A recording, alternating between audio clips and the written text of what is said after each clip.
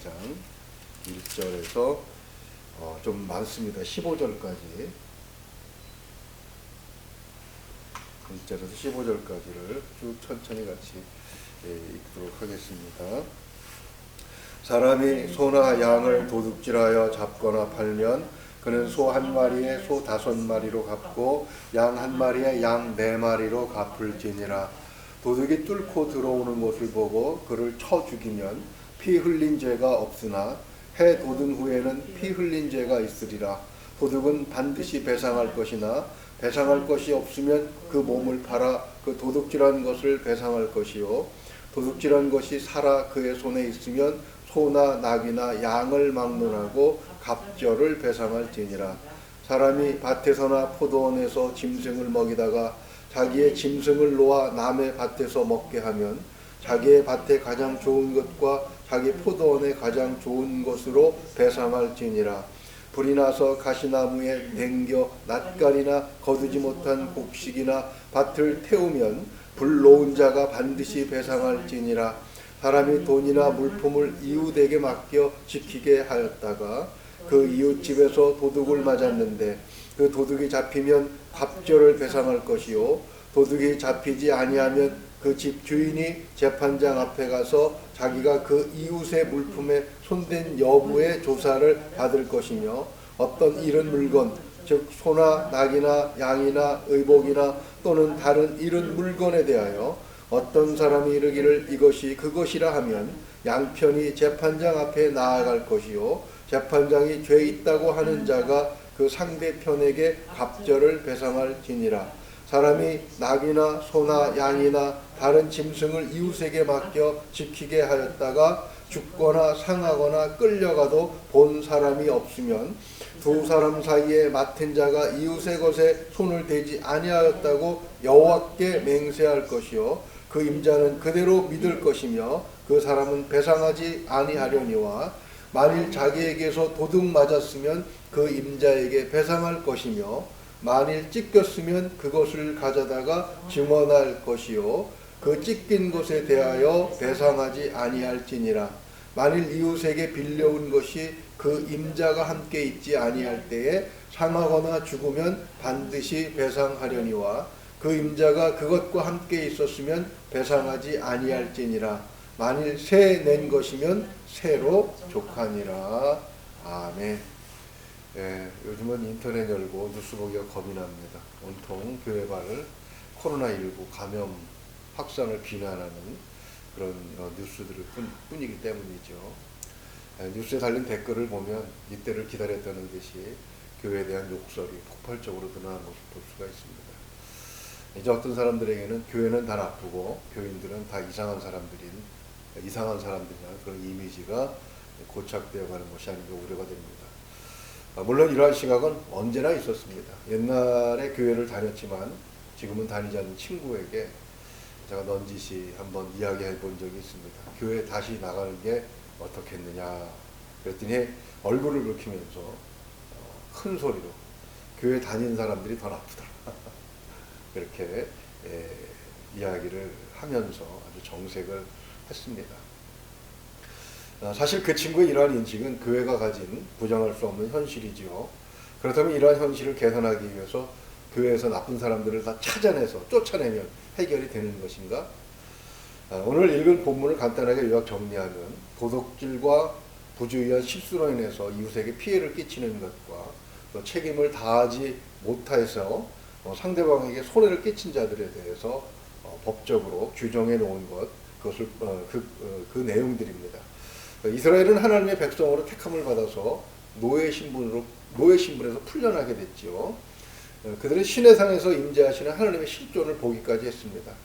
그럼에도 그들 사이에 도둑이 있었고 주의력이 결핍함으로 인해서 타인의 재산을 함부로 다루는 사람이 있었고 또 신체상의 손해를 끼치는 사람도 있었다는 것입니다. 무책임하게 이웃에게 손실을 떠넘기는 사람도 있었고 또 그보다 여러 가지 어려운 점들이 많이 있었습니다. 노예로 있으면서 주인의 눈치만 보다가 어느 것이 옳고 그른지 스스로 판단할 수 없었던 사람들이기 때문에 이런 형편은 더 심했던 것 같습니다. 본문은 이런 사람들을 어떻게 할 것인가 규정하고 있는 것이죠. 법은 흔히 무섭고 이해하기 어렵다고 생각합니다만 하나님이 이러한 사람들에 대해서 어떠한 생각으로 법을 만들어 주셨는지를 우리 본문에서 좀 느낄 수가 있습니다. 하나하나 살펴보면 좋겠지만 그런 시간적 여유도 없고 또 그렇게 할 필요도 없는 것 같습니다. 왜냐하면 이 법에 들어있는 정신이 중요하고 또 이 법이 가지고 있는 이런 상황은 우리 사회에서는 사실 적응이 좀 안 되는 아주 단순한 법이기 때문에 그렇습니다. 우린 어떤 그 소송에 들어가게 되면 1년, 1년 반 이렇게 걸리는 것도 봤고 어떤 소송은 제가 보니까 7년을 걸리는 소송도 제가 본 적이 있습니다. 그만큼 우리가 살고 있는 세상에서는 더 어려운 일들이 많다는 얘기가 되겠죠. 그러나 그럼에도 불구하고 정리를 할 필요는 있습니다. 본문은 세 가지로 정리해 볼 수가 있는데요. 고의와 실수 그리고 무책임한 것을 어떻게 처벌할 것인가 규정하고 있습니다. 본문 1절에서 4절은 도둑에 관한 법이고 5절에서 6절까지는 부주의한 실수로 인해 발생한 손실 그것에 대한 보상에 관한 규정이고요. 나머지는 무책임한 행위에 대한 규제라고 볼 수가 있습니다.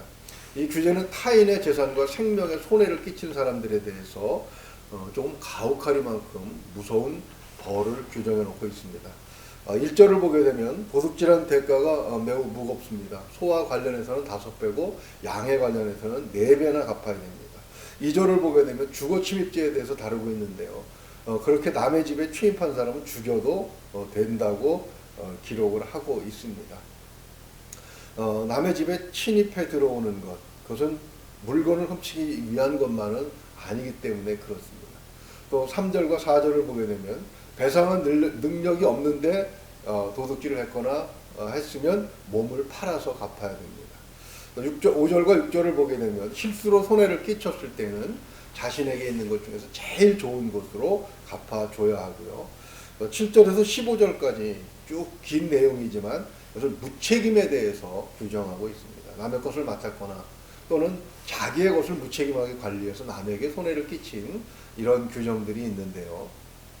이것도 역시 남에게 손해를 끼쳤을 때는 자신에게 있는 것 중에서 제일 좋은 것으로 갑절 이상을 또 갚아야 하는 경우도 있고 그대로 갚아야 하는 경우도 있고 고의가 아니었을 경우에는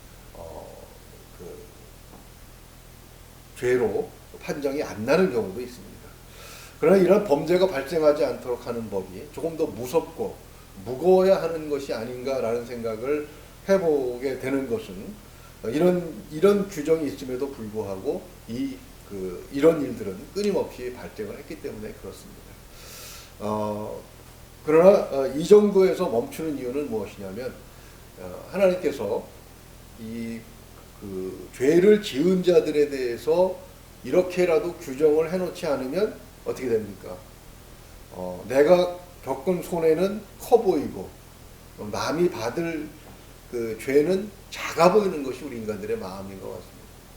그래서 지금 법원에 있는 재판 중에 있는 많은 사람들 입장에서는 굉장히 어렵고 힘들고 억울한 면도 있고 속상한 면도 있는데 제3자 입장에서 보면 그런 것까지 누가 알아봅니까?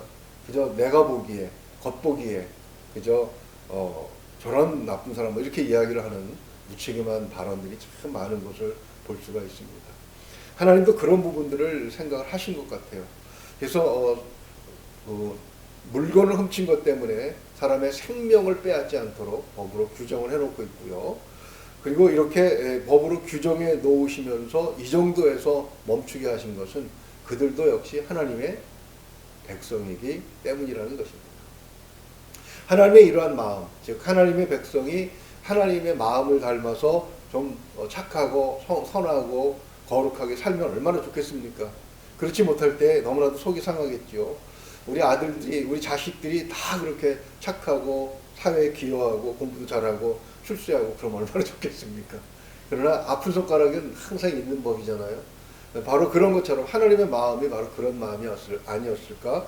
저는 이 부분들을 연구하면서 그런 생각을 좀 해봤습니다. 그런 하나님 아버지의 마음을 가장 잘 아시는 분이 바로 우리 주님이시지요. 예수님이시라면 어떻게 했을까? 누가복음 19장 1절을 보게 되면 재밌는 이야기가 하나 나옵니다. 예수님께서 여리고성을 방문하셨습니다. 그리고 입성하실 때에 많은 사람들이 예수님을 영접하지요. 뭐 기적을 행하시고 그랬으니 당연한 것인데 그때 아주 독특한 사람 하나를 예수님께서 만나십니다. 그는 그 지역 사람들에게 욕을 먹고 있었습니다. 유대인이었는데 증오를 받고 있었고 또 그 많은 사람들이 그 왕따, 요즘 말로 하면 왕따죠. 그렇게 그 따돌리는 그런 사람이었습니다. 그 사람의 이름은 너무나도 잘 알죠. 삭개오입니다. 그 백성을 착취하는 그런 세리였기 때문이죠. 그런데 예수님께서 이 삭개오의 집에 유하시겠다고 하십니다. 감격한 삭개오는 누가복음 19장 8절 보면 하반절에서 누구의 것을 속여 빼앗은 일이 있으면 갑절을 갚아주겠습니다. 그렇게 결단을 하지요. 그때 예수님께서는 9절에서 그렇게 말씀하십니다. 오늘 구원이 이 집에 이르렀으니 이 사람도 아브라함의 자손임이로다. 그래서 예수님이 이 땅에 오신 것은 인자가 온 것은 잃어버린 자를 찾아 구원하려 함이니라. 이렇게 말씀을 하십니다. 바로 예수님의 관대한 마음, 이것이 하나님의 마음이셨던 것이죠. 신약시대에도 보게 되면 이 구약에 있던 이 상황이, 이런 상황이 계속 반복되는 것을 볼 수가 있습니다. 제일 두드러지게 이런 것들이 기록되어 있는 힘든 교회가 바로 고린도 교회였습니다. 고린도 교회 형편은 말로 표현하기 어려울 만큼 심각한 지경에 이르렀던 것을 고린도 전설이 읽다 보면 느끼게 되는데요. 고린도전서 5장 1절을 보게 되면 너희 중에 심지어 음행이 있다함을 들으니 그런 음행은 이방인 중에도 없는 것이라.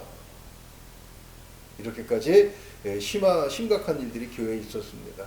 얼마나 힘들고 답답했겠습니까? 하나님의 말씀으로 잘 양육되기를 바랬는데 그러지 못한 것을 보면서 고린도전서 5장 11절을 보면 이제 내가 너희에게 쓴 것은 만일 어떤 형제라 일컫는 자가 음행하거나 탐욕을 부리거나 우생숭배를 하거나 모욕하거나 술 취하거나 속여 빼앗거든 사귀지도 말고 그런 자와 함께 먹지도 말라 함이라. 이렇게까지 극단적으로 이야기를 합니다. 그러나 이것은 안타깝게도 교회 바깥에 있는 사람들에게 한 얘기는 아닙니다. 교회 바깥에는 그런 일들은 비일비재했어요. 로마 시대에. 그런데 교회가 막 이제 생겨났기 때문에 그런 사람들이 교회로 들어와서 역시 교회도 세상과 큰 차이가 없었습니다. 이제 점점점 달라져 가는 것이죠. 사도는 10절에서 그런 사람들을 안 보려면 우리가 세상 바깥으로 나가야 할 것이다. 세상에서 그런 사람도 어떻게든 사귈 수밖에 없겠지만 교회 안에서는 그러면 안 되지 않느냐. 이렇게 이제 안타까운 마음을 토로하고 있는 것입니다. 그러나 사도는 6장 6절에서 7절을 보게 되면 교회에서 일어난 이런 일들을 세상 법정으로 가서 송사하는 일에 대해서 매우 안타까워하고 있는 것을 봅니다. 형제가 형제와 더불어 송사할 뿐더러 믿지 아니하는 자들 앞에서 하느냐? 그러지 말라는 것이죠. 너희가 피차 고발함으로 너희 가운데 이미 뚜렷한 허물이 있나니 차라리 불의를 당하는 것이 낫지 아니하며 차라리 속는 것이 낫지 아니하냐. 형제라고 생각을 했으면 성도들 간에는 차라리 좀 속는 것이 낫지 아니하냐. 이렇게 이제 안타까운 마음을 토로하고 있고요. 고린도전서 6장 8절에서는 그렇게 말씀을 합니다. 너희는 불의를 행하고 속이는구나. 그는 너희 형제로다 하면서 교회 안에 일어나는 이런 일들에 대해서 매우 안타까워하고 좀 관용으로 품어주고 그 사람이 말씀으로 변화되어서 영적으로 성숙해지기를 기다려주기를 바라는 그런 사도의 마음을 우리가 고린도전서에서 깨달을 수가 있습니다. 그래서 놀랍게도 이런 일들은 오늘날의 교회도서 역시 마찬가지입니다.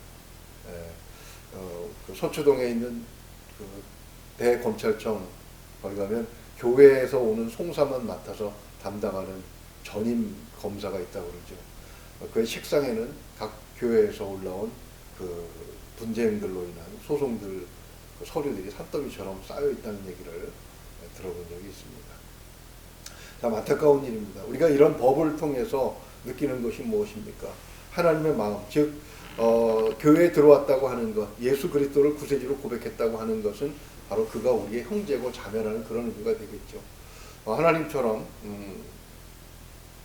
그들을 받아주되 그러나 이 법을 나에게 적용한다면 내가 혹여 부주의해서 남에게 손해를 끼치는 일은 없는가, 그런 것들을 한번 생각을 해보아야 할 것입니다.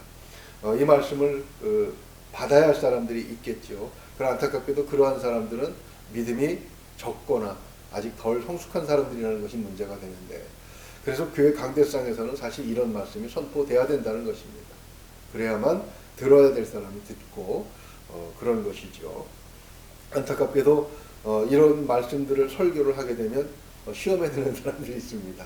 저기 나에게 무슨 상관이 있다고 그런 말씀을 하느냐 라고 말씀을 하시는데, 만약에 이러한 내용에 해당되는 사람이 있다면 그런 이것이 무서운 죄에 해당된다는 것을 알고 반성하고 그리고 거듭나야 되겠고, 또 이러한 일로 어려움을 당한 성도가 있다면 하나님의 마음을 깨달아서 좀 관용을 해야 되겠고, 사도 바울이 말씀하신 것처럼 형제로 여기면서 품어줄 그런 마음을 가져야 되겠다는 것이죠. 예수님이 이 땅에 오신 것이 바로 이러한 사람들, 아직 온전히 변화되지 않은 사람들, 그런 사람들을 찾으시기 위해서 오셨다는 사실을 우리가 기억한다면 좀 더 여유 있게 이런 일들을 감당하고, 또 하나님의 마음을 우리가 이해했을 때 하나님께서 충분히 그것들을 채워주실 줄로 믿습니다. 하나님의 은혜를 생각하시면서 특히 신앙생활하면서 교회 안에서 겪는 어려움을 능히 이겨낼 수 있는 우리가 될 수 있기를 주님의 이름으로 축원을 드립니다. 교회가 좀 너그러워졌을 때 많은 사람들이 교회로 들어올 수 있을 것이라고 봅니다. 교회가 너무 딱딱하고 어려웠기 때문에 교회로부터 나간 사람들이, 시험당하고 나간 사람들이 굉장히 많다고 그래요. 그 사람들이 교회를 비난하는데 앞장서는 것을 보면서 좀 더 너그러워야 할 필요가 있지 않을까, 그것이 하나님의 마음인 것을 깨달아야 하지 않을까 생각을 해봅니다. 기도하겠습니다. 은혜가 풍성하신 우리 아버지 하나님, 참으로 친히 때마다 일마다 주께서 우리에게 평강을 주시려 하시는 줄로 믿습니다. 하나님, 우리가 코로나19와 같은 위험 가운데서 어렵고 힘든 것만을 바라보지 않고 이럴 때일수록 또 주님을 바라볼 수 있는 지혜가 있게 하여 주시옵소서. 하나님, 우리 안에 있는 기도의 제목 주님께서 아실 줄로 믿습니다. 우리가 답답하여 그것을 입술로 토설할 때 주님이 외면하지 않고 들어주신다는 약속도 우리가 믿습니다. 하나님, 응답하여 주시옵소서. 하나님, 이 어려운 시기를 잘 이겨낼 수 있도록, 하나님 참으로 예수 그리스도의 제자로서 온전하게 살아갈 수 있도록 우리를 도와주시옵소서. 우리에게 힘을 주시옵소서. 하나님의 살아계심을 체험하게 하여 주시옵소서. 하나님, 하나님의 놀라운 사랑과 또 은혜와 또 하나님의 인내하심과 하나님의 용납하심, 이 모든 것들이 참으로 이 시간에 절대적으로 필요한 사람들이 있습니다. 하나님, 도와주시옵소서. 인도하여 주시옵소서. 오늘 말씀을 통해서 보여주신 하나님의 말씀이 그곳에도 임재하기를 소망합니다. 하나님, 능히 어려움을 겪는 성도로 하여금 이 상황을 이기게 하여 주시옵소서. 또한 견디게 하여 주시옵소서. 지혜롭게 하시길 원하옵고 바라오며 우리 주 예수 그리스도 이름으로 감사하며 기도하옵나이다. 아멘.